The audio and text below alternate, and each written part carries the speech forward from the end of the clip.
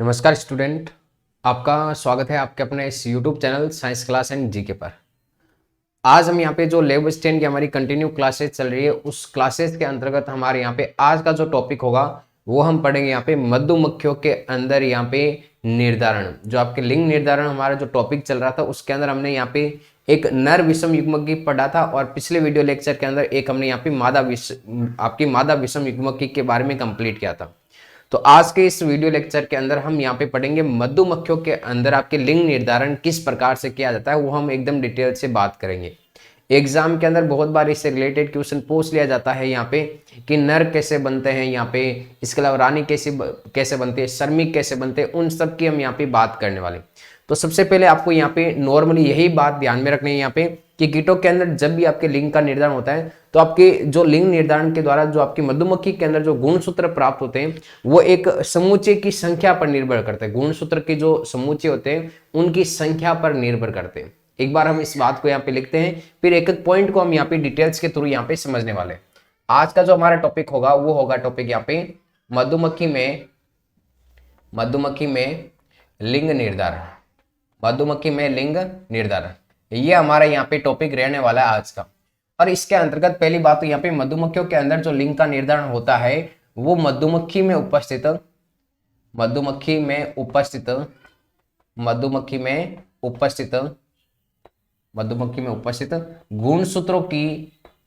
गुणसूत्र समुच्चय की संख्या पर निर्भर करता है।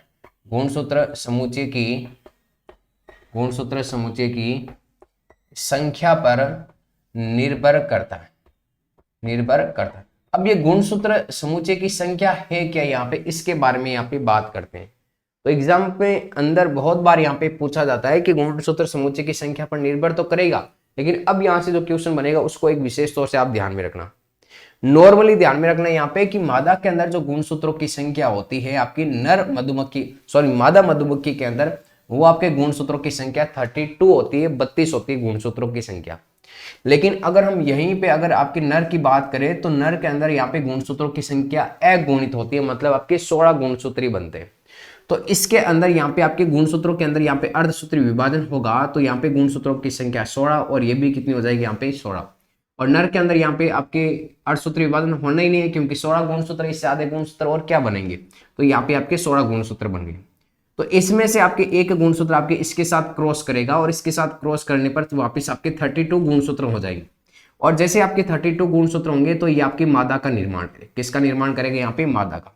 लेकिन सर आपकी ये जो आपकी प्रोसेस होगी यहाँ पे मादा के अंदर जो आपके अंडाणु बनेगा, यहाँ पे आपके जो युग्मक बनेंगे अंडाणु जिसे हम एक कहते हैं, और यहाँ पे जो युग्मक बना आपके यहाँ पे शुक्राणु जिसे हम स्पर्म कहते हैं। तो यहाँ पे एक अंडाणु और एक आपके शुक्राणु के युग्मनज से आपके इनके निषेचन से यहाँ पे फलस्वरूप आपकी मादा बनी, उसके अंदर गुणसूत्रों की संख्या 32 होगी। लेकिन एक अंडाणु में बिना निषेचन के आपके यहाँ पे नर का निर्माण होता है। तो ध्यान में रखना यहाँ पे कि मादा मधुमक्खी के अंदर बिना निषेचन के अगर आपके यहाँ पे नर का निर्माण होता है या बिना निषेचन के नई संतति का निर्माण होता है तो इसे हम कहते हैं यहाँ पे अनिषेक जनन कहा जाता है। क्या कहा जाता है इसे, यहाँ पे अनिषेक जनन कहा जाता है, या फिर इसे इंग्लिश में कहा जाता है यहाँ पे पार्थेनोजेनेसिस। क्या कहा जाता है इसको, पार्थेनोजेनेसिस कहा जाता है। तो एग्जाम के अंदर बहुत बार पूछा जाता है कि पार्थेनोजेनेसिस क्या होता है। तो पार्थेनोजेनेसिस के बारे में आपको ध्यान में रखना है कि भी आपकी मादा मधुमक्खी के अंदर जो अंडाणु होंगे उनमें बिना निषेचन के आपके नर का निर्माण हो जाता है। तो ये नर का निर्माण हो रहा है यहाँ पे, तो ये आपके अनिषेक जनन या फिर इसे हम क्या कहते हैं यहाँ पे पार्थेनोजेनेसिस कहा जाता है। क्लियर है ये बात। तो अब देखो नेक्स्ट बात सर, यहाँ पे नेक्स्ट बात आपको ये ध्यान में रखनी है कि सर ये जो मादा मधुमक्खी बनी है ये क्या बनाएगी आगे चलकर। ध्यान रखना भाई, यहाँ पे मधुमक्खी है वो आपके एक प्रकार का सामाजिक कीट, मतलब कीट है। सामाजिक कीट का मतलब इसमें यहाँ पे आपके नर भी होते हैं, नर के अलावा इसमें यहाँ पे श्रमिक भी रहते हैं, श्रमिक के अलावा इसमें यहाँ पे रानी भी रहती है। छत्ते के अंदर एक क्या रहती है यहाँ पे, रानी। तो नर का निर्माण तो यहाँ पे अगुणित आपके जो गुणसूत्र होंगे इनमें बिना निषेचन के आपके क्या होगा, आपके नर का निर्माण होगा, ये अनिषेक जनन कहलाएगा। लेकिन श्रमिक या रानी का निर्माण कैसे होगा, तो ध्यान में रखना यहाँ पे कि ये जो हमारे सामने मादा बनी, अगर इस मादा को रॉयल जेली नामक एक पदार्थ खिलाया जाता है, रॉयल जेली नामक अगर पदार्थ खिलाया जाता है तो वो तो आपकी बनेगी रानी। और अगर यहाँ पे इसको रॉयल जेली नामक पदार्थ नहीं खिलाया जाता है तो वो आपके सारे के सारे क्या बन जाएंगे, आपके सर्मिक बन जाएंगे। सारे के सारे क्या बन जाएंगे, यहाँ पे सर्मिक बन जाएंगे। तो ये बात आपको समझ में आ गई होगी यहाँ पे कि मधुमक्खियों के अंदर लिंग का निर्धारण कैसे होगा। तो मधुमक्खी में उपस्थित गुणसूत्र समूचे की संख्या पर अगर नर के अंदर गुणसूत्रों की संख्या यहाँ पे 16 है तो वो आपकी मादा के साथ युग्मित होकर आपकी मादा बनाएगा वापस। लेकिन मादा के अंदर 32 गुणसूत्र होते हैं तो इसमें 8 सूत्री विभाजन के कारण एक 16 गुणसूत्र अलग और यहाँ पे युग्मकों के अंदर 16 गुणसूत्र अलग हो गई। जिस प्रकार भी मानव के अंदर 46 होते हैं तो इसमें आपके 23 और 23 बनते हैं ना, तो इसी प्रकार से यहाँ पे आपके 16 और 16 गुणसूत्र बन गए। तो यहाँ पे ध्यान में रखना, यहाँ पे ये जो 16 गुणसूत्र है ये क्या करेंगे, आपके बिना निषेचन के क्या करेगा, नर का निर्माण कर लेगा। इसे हम क्या कहते हैं यहाँ पे अनिषेक जनन या फिर पार्थेनोजेनेसिस कहा जाता है। ये पॉइंट आपको समझ में आ गया तो एक बार यहाँ पे कमेंट्स कर दो। फिर हम चलते हैं यहाँ पे नेक्स्ट टॉपिक की तरफ। एक बार मैं देख लेता हूँ आपकी क्लास है वो प्रॉपर रिकॉर्ड हो रही है तो ठीक है, फिर हम यहाँ पे नेक्स्ट चलते हैं। अब देखो हमारा जो यहाँ पे नेक्स्ट टॉपिक रहने वाला है वो रहने वाला है यहाँ पे उत्परिवर्तन के बारे में। किसके बारे में, यहाँ पे उत्परिवर्तन के बारे में। देखो उत्परिवर्तन की बात करेंगे। उत्परिवर्तन जिसे हम कहते हैं यहाँ पे म्यूटेशन कहा जाता है। उत्परिवर्तन होता क्या, देखो उत्परिवर्तन का बहुत ही सामान्य सा एकदम सीधा अर्थ निकाले तो अचानक होने वाले जो परिवर्तन होते हैं वो क्या कहलाते हैं, उत्परिवर्तन। अब परिवर्तन किस में होंगे सर, तो परिवर्तन ध्यान में रखना जीव के बाह्य शरीर के अंदर परिवर्तन नहीं, जीव के अंदर जो कोशिकाएं होती हैं उन कोशिकाओं के अंदर जो गुणसूत्र होता है, गुणसूत्र के अंदर जो डीएनए है, उस डीएनए के सार युग्म के या फिर सार अनुक्रम के अंदर जो अचानक होने वाले जो परिवर्तन है वो क्या कहलाते हैं, आपके यहाँ पे उत्परिवर्तन कहलाते हैं। किस प्रकार से एक्सप्लेनेशन करते हैं एकदम अच्छे से, इसको यहाँ पे डिटेल से समझते हैं हम यहाँ पे उत्परिवर्तन के बारे में। लिंग निर्धारण का टॉपिक यहाँ से आपकी एकदम कंप्लीट एंड हो जाता है। अब जो नया टॉपिक स्टार्ट हो रहा है वो आपके उत्परिवर्तन के बारे में स्टार्ट होगा। जैसे हम यहाँ पे उत्परिवर्तन के बारे में पढ़ेंगे तो उत्परिवर्तन के बाद में आएंगे हमारे आनुवांशिक रोग, जेनेटिक डिजीज, उनके बारे में हम यहाँ पे कंप्लीट पढ़ने वाले, क्योंकि ये भी टॉपिक आपके लेवल स्टैंड के अंदर यहाँ पे ऐड है। क्लासेस कैसी लग रही है, अच्छी लग रही है तो आप कमेंट्स करके जरूर बताइए। और इसके अलावा किसी को नोट्स परचेज करने हैं तो डिस्क्रिप्शन के अंदर लिंक दी हुई है, उस लिंक के ऊपर आप क्लिक करके नोट्स परचेज कर सकते हो। आप वहां से नोट्स आप डाउनलोड कर सकते हो, एकदम आसान तरीका है। केमिस्ट्री के और बायोलॉजी के नोट्स लगाए हुए हैं। अगर यहाँ पे चैप्टर वाइज आप अगर नोट्स डाउनलोड करना चाहते हो तो वो भी आपके लिए इस लगाए हुए हैं, वो भी डिस्क्रिप्शन के अंदर यहाँ पे उनकी लिंक दी हुई है। अब हमारा जो नेक्स्ट टॉपिक होगा वो नेक्स्ट टॉपिक है आपकी उत्परिवर्तन। उत्परिवर्तन जिसे हम कहते हैं यहाँ पे म्यूटेशन, क्या कहा जाता है यहाँ पे, म्यूटेशन। पहली बात तो यहाँ पे उत्परिवर्तन के बारे में बताया किसने था, तो ध्यान में रखना यहाँ पे ह्यूगो डी ब्रिज ने, ह्यूगो डी ब्रिज ने आपके उत्परिवर्तन के बारे में बताया। फिर नेक्स्ट आपके ध्यान रखना यहाँ पे कि उत्परिवर्तन की जो इकाई होती है वो आपके यहाँ पे म्यूटॉन होती है। क्या होती है यहाँ पे, म्यूटॉन। उत्परिवर्तन की इकाई को हम क्या कहते हैं यहाँ पे, म्यूटॉन कहा जाता है। ये आपको बात ध्यान में रखनी। अब इसकी डेफिनेशन की बात करते हैं, डेफिनेशन कैसे बनेगी, तो ध्यान में रखना यहाँ पे डेफिनेशन के अंदर कि डीएनए के सार अनुक्रम में, डीएनए के सार अनुक्रम में होने वाले अचानक व वंशागत परिवर्तन को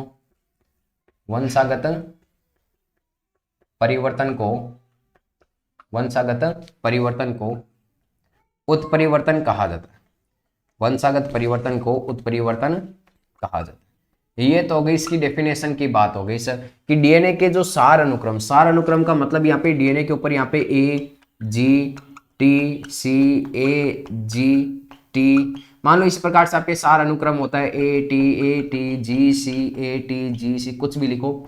तो इनके अंदर मान लो यहाँ पे भी मनुष्य के अंदर सार अनुक्रम ये रहेगा और इसके स्थान पे कोई भी आपके दूसरा सार अनुक्रम आ गए, यहाँ पे GT के स्थान में मान लो AA आ जाए, वापस आपके रिपीट हो जाए।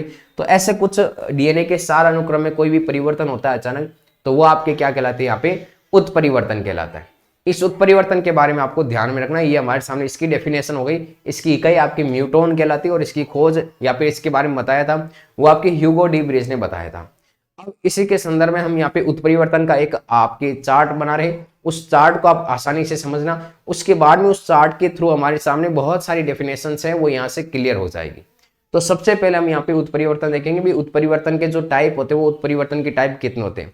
तो उत्परिवर्तन दो प्रकार का होता है, ध्यान में रखना। एक तो गुणसूत्रीय उत्परिवर्तन और एक आपके जीनीय उत्परिवर्तन होता है। तो मैं यहाँ पे फ्लो चार्ट है वो पूरा कंप्लीट बना देता हूँ, उसके बाद में हम चीजों को यहाँ पे एकदम कंप्लीट समझ रहे हैं। ये तो उत्परिवर्तन की परिभाषा, इसको भी मैं यहाँ पे क्लीन करता हूँ कि हमारा जो पूरा चार्ट है वो यहाँ पे आपके ड्रॉ हो जाए। हम पढ़ेंगे यहाँ पे उत्परिवर्तन।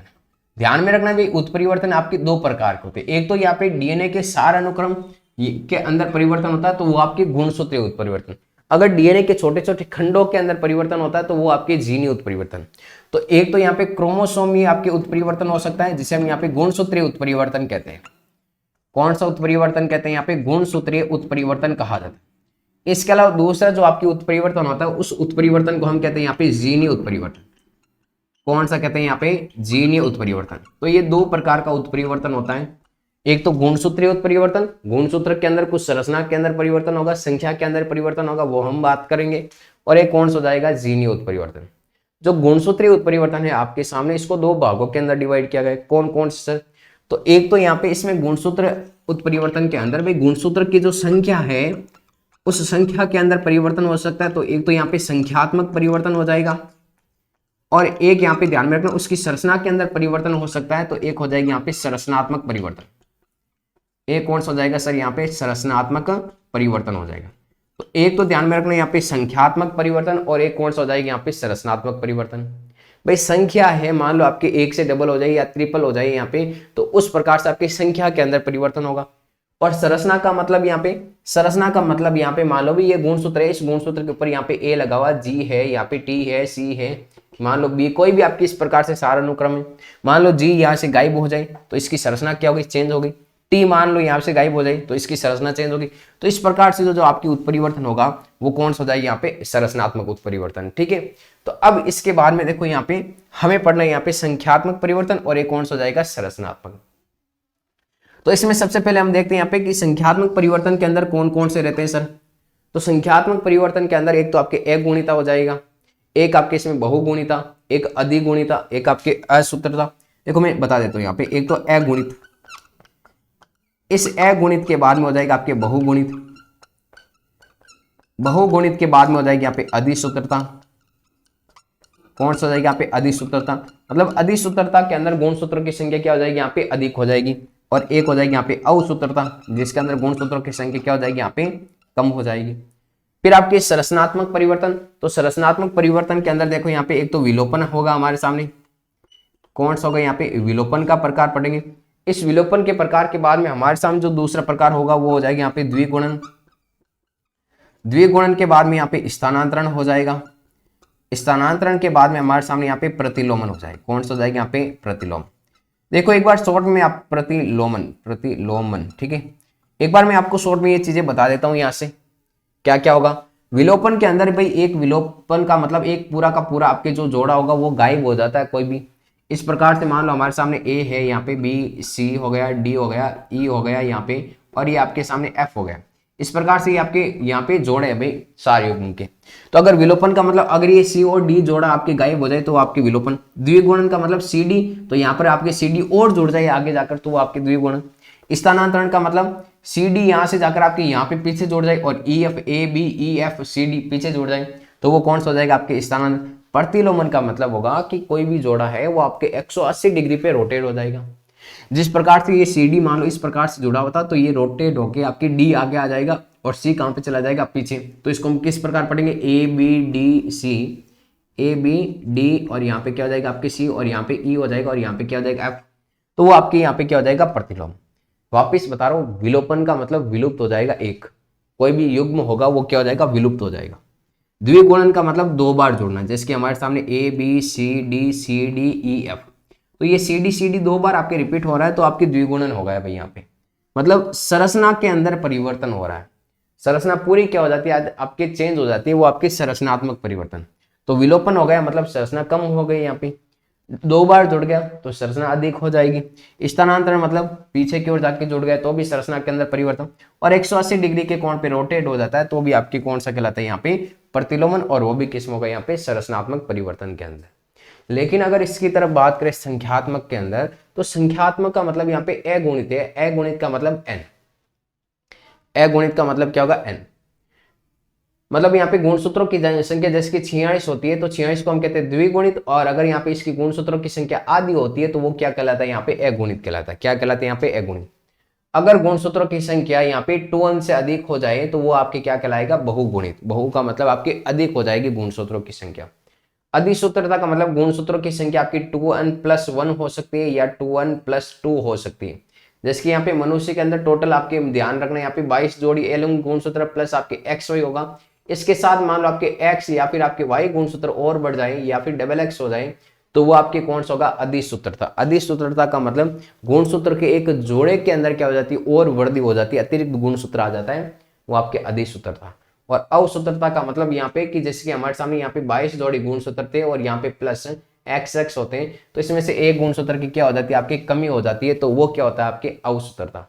तो अधिसूत्रता के अंदर यहाँ पे वृद्धि हो जाएगी, अवसूत्रता के अंदर कमी हो जाएगी, तो ये आपकी 2n-1 और 2n-2 वाली जो कंडीशन होगी ये किस में आएगी, आपके अवसूत्रता में।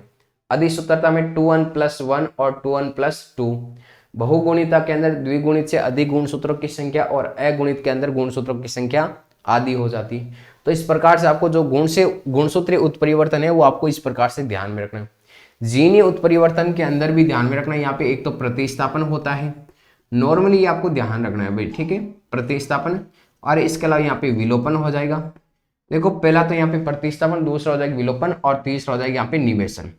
निवेशन का मतलब और कोई अतिरिक्त गुणसूत्र आ जाता है तो आपकी निवेशन हो जाए। वापिस प्रतिस्थापन विलोपन तो हमने यहाँ पे पढ़ ही लिए, वो सेम ही भाई, यहाँ पे गुणसूत्र था तो यहाँ पे हमें जीन वर्ड काम में लेना है। कौन सा वर्ड काम में लेना है, जीन वर्ड हमें काम में लेना है। तो चैप्टर हमारा देखो किस प्रकार से चल रहा था। यहाँ पे सबसे पहले हमने मेंडल के बारे में पढ़ा, मेंडल के नियम पढ़े थे, कुछ परिभाषाएं पढ़ी थी, आउट क्रॉस, टेस्ट क्रॉस, व्युत्क्रम क्रॉस पढ़ा, बैक क्रॉस पढ़ा, मेंडल के तीनों नियम पढ़े, उसकी पुनर्खोज किसने की थी, फिर मेंडल के नियम के अपवाद पढ़े, अपूर्ण प्रभाविता होता है, सह प्रभाविता आपके मेंडल के नियम का अपवाद है, सह लगनता आपके मेंडल के नियम का अपवाद है, सह लगनता के बारे में पढ़ा। इसके बाद में सह लगनता को कंप्लीट करने के बाद लिंग निर्धारण के अंदर चले गए तो लिंग निर्धारण पढ़ा, मधुमक्खियों में लिंग निर्धारण पढ़ा, फिर हमारे ये टॉपिक आया आपके उत्परिवर्तन के बारे में। तो आज के वीडियो लेक्चर में इतना ही, और अगर वीडियो अच्छा लगे तो आप लाइक करना, वीडियो को कमेंट जरूर करना, और इस चैनल को सब्सक्राइब जरूर करना। मिलते हैं वापस नेक्स्ट वीडियो लेक्चर के अंदर। कमेंट्स जरूर कर देना भाई सारे स्टूडेंट, कैसी लगी है आपको क्लास, ऐसी चलती रहेगी क्लासेस कंटिन्यू सारी।